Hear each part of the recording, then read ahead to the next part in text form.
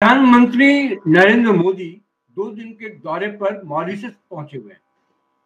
आज सुबह ही पहुंचे हैं और वहां जाने का मकसद क्या है, वो क्या करने वाले हैं, इन तमाम चीजों पर बातचीत करने के लिए हमारे साथ मौजूद हैं हमारे परम मित्र हैं रोहित शर्मा जी। आपका बहुत बहुत स्वागत है। ये सीनियर जर्नलिस्ट हैं, अंतर्राष्ट्रीय मामलों के जानकार भी हैं।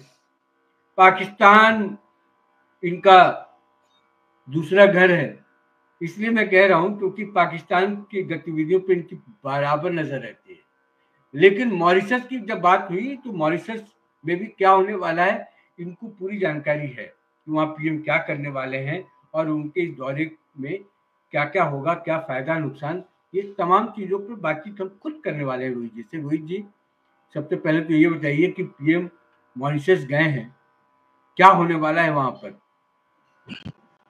Premshankar ji, thanks a lot for calling me. और प्राइम मिनिस्टर मोदी जहां जाते हैं वहां एक बड़ा हंगामा मचता है। हंगामा मचता मतलब इंडियन डायस्पोरा हो या लोग हो, प्राइम मिनिस्टर मोदी की पॉपुलैरिटी इतनी हाई है कि इजराइल के प्राइम मिनिस्टर, तत्कालीन प्राइम मिनिस्टर ने बोला था, मोदी जी आप मेरे कंट्री में इतने फेमस हो कि आप मेरी पार्टी ज्वाइन कर दो। वहां मेडिसन स्क्वायर में प्राइम मिनिस्टर मोदी का जो फंक्शन था उसको कितने लोगों ने किया था, तो डोनाल्ड ट्रंप तक बोले थे अगली बार, अब की बार मोदी सरकार। ये मॉरिशस एक कंट्री, इंडिया से जब गुलामी का टाइम था तो इंडिया से स्लेव ट्रेड कभी नहीं हुआ, लेकिन कुछ लोगों को स्लेव बना के ले जाया गया बाहर, वो गन्ने की खेती के लिए। उसमें से ये सूरीनाम और लैटिन अमेरिका और फिजी, उसमें से एक कंट्री मॉरिशस भी था जहां पर लेके गए अंग्रेज गन्ने की खेती के लिए। ये ज्यादातर लोग जो गए थे ये यूपी और बिहार से थे। आज भी आप किसी फॉरेन कंट्री में, पाकिस्तान को छोड़ के किसी और फॉरेन कंट्री में जाएं और जाकर पराठा मांगे और आपको मिल जाए तो वो मॉरिशस है। मॉरिशस वो कंट्री है जहां पर शादियों में आरा हिलेला और बिहार हिलेला वो गाना भी चलता है। भोजपुरी गाने अगर भोजपुरी बोलने वाले बहुत लोग हैं, और भोजपुरी गाने बहुत ज्यादा फेमस हैं। एक ऐसे कंट्री में प्राइम मिनिस्टर पहुंचे। पिछले 4 प्राइम मिनिस्टर्स मॉरिशस के इंडियन ओरिजिन के रहे हैं। इस समय भी प्रवीण जगन्नाथ हैं। ये सारा गेम जो चल रहा है ये है कि हम अपने इंडियन ओशन को अपना बैकयार्ड मानते हैं। हमारे इंडिया जो साउथ का एक चलाता है इनिशिएटिव ग्लोबल साउथ, उसमें मॉरिशस भी आता है। खासतौर से एक ऐसे टाइम पे जब मालदीव्स कहीं टाल मटोल कर रहा हो, हालांकि Maldives is back into Indian embed, लेकिन बीच में चाइना ने वहां तख्ता पलट की कोशिश की, पलट कर भी गया, no doubt about it. Muizzu anti India campaign पे वहां आए। ये हिंद महासागर है, हिंद महासागर हमारे ही नाम पे है और इसे हम अपना बैकयार्ड मानते हैं। हम बोलते हैं कि हिंद महासागर इंडिया का है और इंडिया को वर्चस्व है। गाय बगाए यहाँ पर चाइनीज सबमरीन्स आती रहती हैं, तो हमें ये छोटे छोटे कंट्रीज के साथ अच्छे रिलेशन रखने पड़ते हैं। एक कंट्री अगर मॉरिशस जो है वो एक ऐसा कंट्री है जहां से जितनी भी इन्वेस्टमेंट इंडिया आती थी वो टैक्स फ्री होती थी। ये भी सोचने वाली बात है कि हमने मॉरिशस को इतना प्रिविलेज आज से नहीं, बहुत पहले से कांग्रेस सरकार से हमने दे रखा है। क्यों? क्योंकि मॉरिशस एक ऐसा कंट्री है जिसके ऊपर अगर आपके अच्छे रिलेशंस हैं, आप वहां बैठे हैं, तो आप हिंद महासागर के उस एरिया को देख सकते हैं जो कि गल्फ ऑफ एडन को देखता है, सेशल्स को देखता है, ईस्टर्न अफ्रीका को देखता है। अगर बाय चांस ऐसा होता है, ऐसा हुआ पहले भी है, 1960s में वॉर हुई थी इजराइल के साथ, तो ऐसा हुआ था कि सुएज कैनाल को ब्लॉक कर दिया गया था। सुएज कैनाल बहुत संकरी, बहुत छोटी है, अगर उसमें 2 शिप्स को टेढ़ा करके डुबो दिया जाए तो सुएज कैनाल ब्लॉक हो जाती है, सुएज कैनाल से शिप नहीं निकल सकते। तो फिर सारा का सारा तेल बोलिए या गुड्स बोलिए, सारा का सारा ट्रेड जो है वो हिंद महासागर के साउथ अफ्रीका के साथ से घूम के पूरा अफ्रीका घूम के जाना पड़ेगा।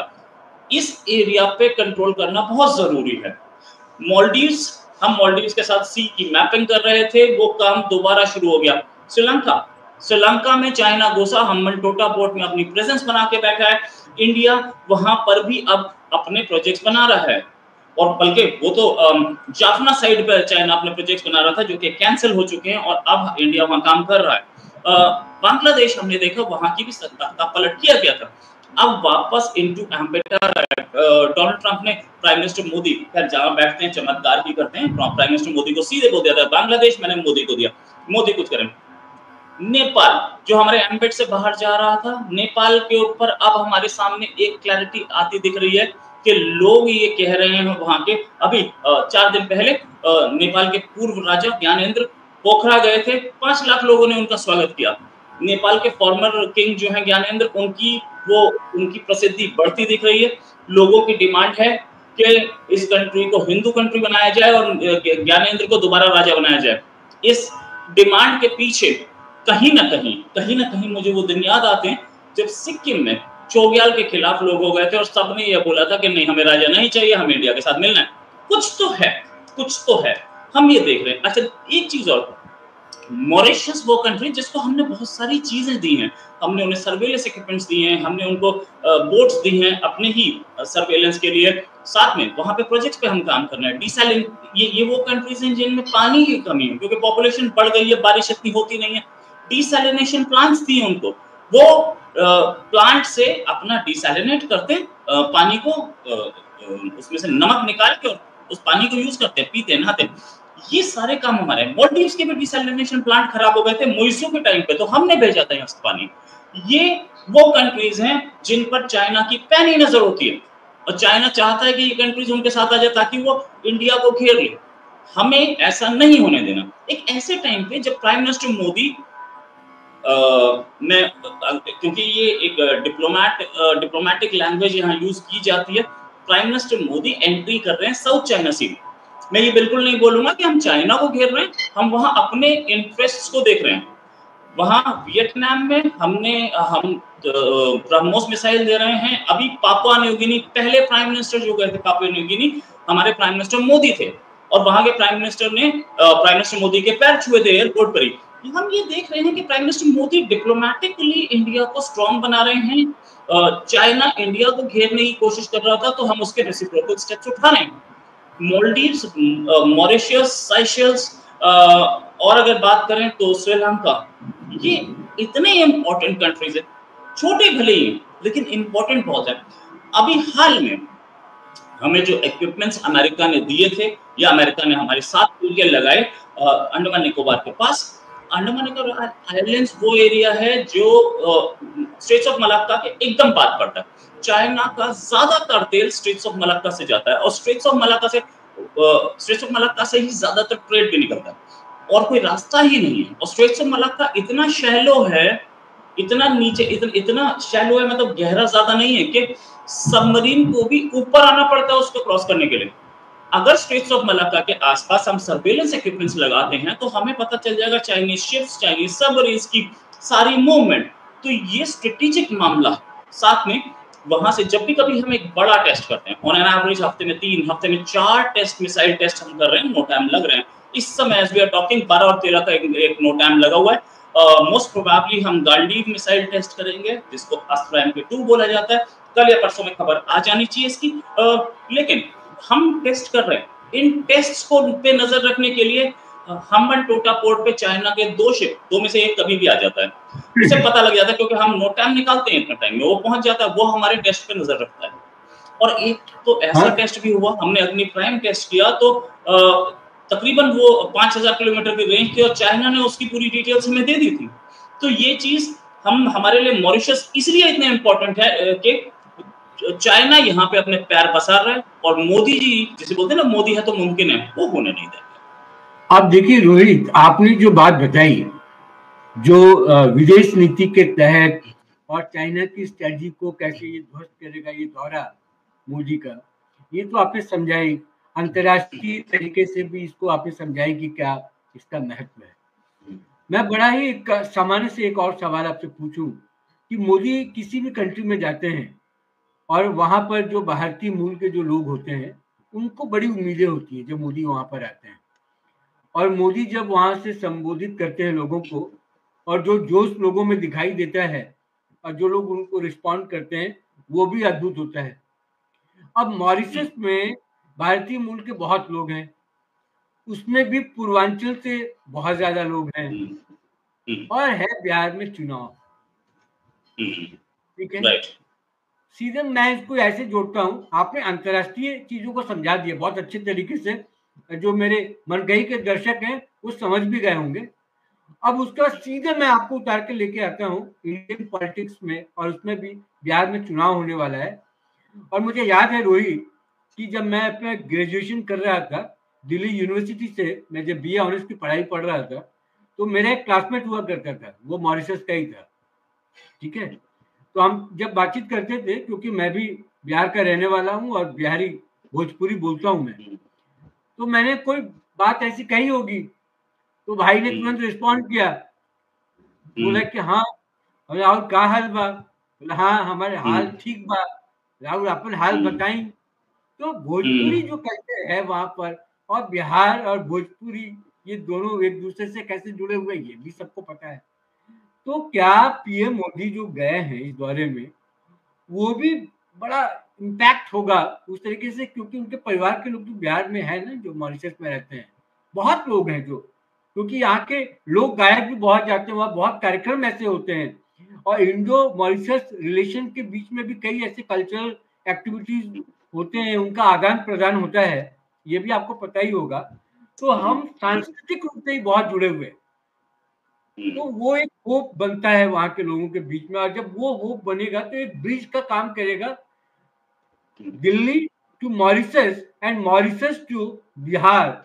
ये त्रिकोणीय जो है, वो बिहार चुनाव को आप कैसे देखते हैं फिर, बताइए। हाँ, अब मैं एक चीज यहाँ बोलना चाहूंगा कि इजराइल में तो इंडियंस बहुत कम है, इजराइल में भी प्राइम मिनिस्टर मोदी की पॉपुलैरिटी कैसी है ये देखिए। अच्छा, आगे बात करें तो फ्रांस में, जहां डिमांड होने लगी थी कि हमें योगी और मोदी जैसे लोग चाहिए, ये वाला नीचे संभाल सकता, ये मुस्लिम इस्लामिक हार्डलाइन को, फ्रंट इस्लामिक टेररिज्म को, ये डिमांड सिर्फ फ्रांस की या इजराइल की नहीं है, एक लार्जर वॉर जो कि इस्लामिक टेररिज्म के साथ चल रही है यूरोप की या वहां सेटल हुए लोगों की, उसमें प्राइम मिनिस्टर मोदी अत्यंत पॉपुलर है यूरोप में भी। दूसरी चीज, अभी जो फोटोग्राफ्स आ रही हैं, अभी जो वो आ रहे हैं, आप देखिएगा प्राइम मिनिस्टर के अपने ट्विटर हैंडल पे भी आएंगी, वहां पे बहुत सारे इंडियन डायस्पोरा के लोग खड़े हैं। प्राइम मिनिस्टर को एक चीज बहुत अच्छी तरह से पता है कि प्राइम मिनिस्टर ने पहले ही अपने सबसे पहले भाषण में ये बोला था, जो पार्लियामेंट में दिया था, वो 2014 में उन्होंने ये बोला था कि जब मनरेगा की बात आई थी कि मनरेगा बंद करने जा रहे हैं, तो प्रधानमंत्री जी ने एक सेंटेंस बोला था कि देखिए, आप लोगों की थिंकिंग होगी कि मोदी इस चीज में अच्छा है, इस चीज में खराब है, लेकिन मोदी के पास राजनीतिक समझ तो जरूर है, ये बात तो आप मानते होंगे। और राजनीतिक समझ के हिसाब से मैं मनरेगा कभी बंद नहीं करूंगा, मैं गाजे बाजे के साथ बताऊंगा कि आपने पिछले 50-70 साल में कुछ नहीं किया तो मुझे गड्ढा खुदवाना पड़ रहा है आपसे। प्राइम मिनिस्टर की राजनीतिक समझ जो है ना, उसको उसकी अगर उसके टक्कर के बराबर राजनीतिक समझ किसी की है पूरी इंडियन पॉलिटिक्स में, तो वो शरद पवार की और किसी की नहीं है। और शरद पवार का एक लंबा एक्सपीरियंस है। प्राइम मिनिस्टर मोदी जब कॉलेज में पढ़ रहे थे, शरद पवार उस समय चीफ मिनिस्टर बन चुके थे, तो एक सीनियर भी हैं और उम्र में भी बहुत बड़े हैं। तो ये देखने वाली बात है, प्राइम मिनिस्टर मोदी इस समय सबसे सीजन्ड और सबसे एक्सपीरियंस पॉलिटिशियन है कंट्री के। उन्हें पता है मैं मॉरिशस जाऊंगा, मॉरिशस दूसरे काम के लिए भले ही गएंगे, लेकिन उसमें से 3-4 घंटे जरूर निकाल लेंगे भोजपुरी स्पीकिंग पीपल और जिसे बोलते हैं कि हिंदी डायस्पोरा के लोगों के साथ। बिहार इलेक्शन को प्राइम मिनिस्टर मोदी कभी भी जिंदगी में सीरियसली ना ले, ऐसा हो ही नहीं सकता, इम्पॉसिबल। क्योंकि हिंदी बेल्ट से एक आदमी जो गुजरात से आता है, वाराणसी से इलेक्शन लड़ता है, वो इस नॉर्थ इंडिया को अपना प्लेग्राउंड मानता है और पूरे देश को अपना होम मानता है।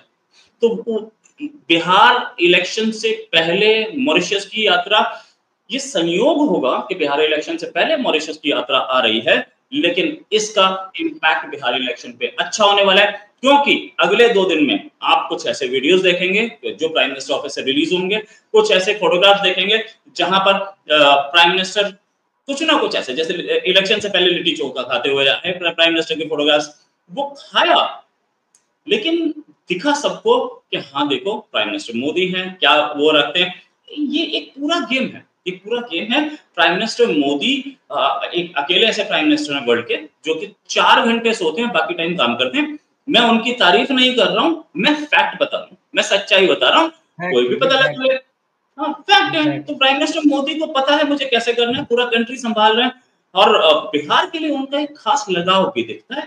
उनके बिहार ट्रिप्स बताते हैं कि उनका क्या ख़ास लगाव है और साथ में वो अगर वो उनको जो वो नवरात्रि जब रखते हैं तो वो उसमें रहते हैं जब फास्ट पे रहते हैं, तो हिंदू धर्म के लिए भी उनका ख़ास लगाव है। इस हिसाब से प्राइम मिनिस्टर वहाँ पर ज़रूर डायस्पोरा से मिलेंगे, कुछ बातें होंगी और क्या होगा, क्या नहीं होगा, वो तो पता लगेगा। इससे पहले हमने देखा है कि डायस्पोरा से जी, मिला है, बहुत सारी मीटिंग्स हुई हैं, स्पीचेस दी गई हैं कि भई हम ये कर रहे हैं, आप आइए इन्वेस्टमेंट कीजिए, अपने बिहार में अपने एंसेस्टर्स से मिलिए। ये सारी हुई हैं और ये चीज़ें बड़ी सक्सेसफुल रहती हैं। बिहार चुनाव पे इम्पैक्ट तो ज़रूर पड़ेगा, इसमें कोई शक नहीं। आप बस अंत में आप इतना बताइए रोहित, क्योंकि आप भी न्यूज़ चैनल में काम किए, मैंने भी न्यूज़ चैनल में काम किया है।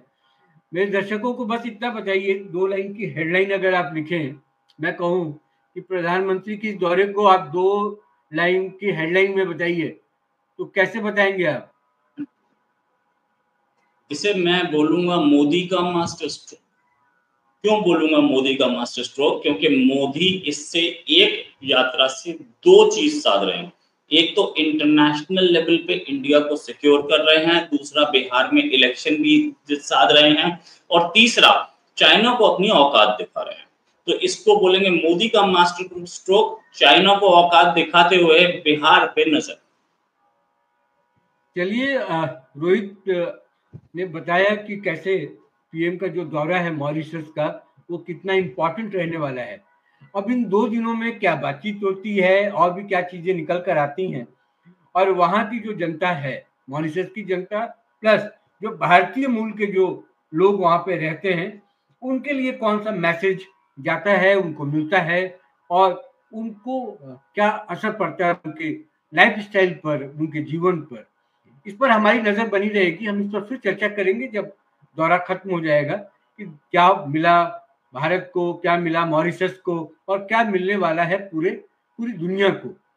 रोहित हमेशा की तरह अपनी बात को बड़ा ही स्पष्ट तरीके से रखते हैं, और मुझे उम्मीद इस बात की रहती है कि जो वो कहते हैं, वो दर्शक जो हमारे देख रहे होते हैं, उनको समझ में भी आती होगी। मुझे आशा ही नहीं बल्कि पूर्ण विश्वास होता है इस बात का। रोहित जी, आप जुड़े मुझसे, आपने बहुत अच्छी तरीके से समझाया, बताया। इसके लिए आपका बहुत-बहुत धन्यवाद। फिर आपसे मुलाकात होगी किसी और मुद्दे के साथ। फिलहाल मैं आपसे इजाज़त चाहता हूँ, दर्शकों से भी इजाज़त चाहता हूँ। नमस्कार।